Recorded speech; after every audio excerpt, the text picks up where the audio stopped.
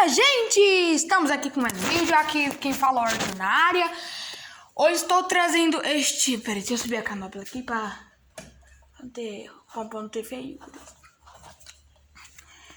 Hoje eu vim trazer este Vente Delta.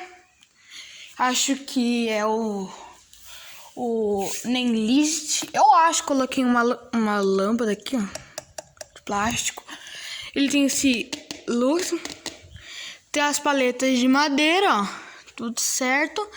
Ele liga, mas não roda. Eu vou trocar o capacitor, ok, ó. Escuta.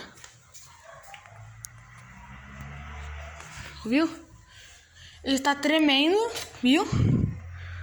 Ele roda bem fraquinho. Vou parar ele aqui. Vou desligar ele antes que ele queime. Por causa que quando o capacitor tá queimado não pode ficar ligando muito, você sabe, né? As paletas estão adequadamente corretas, ó.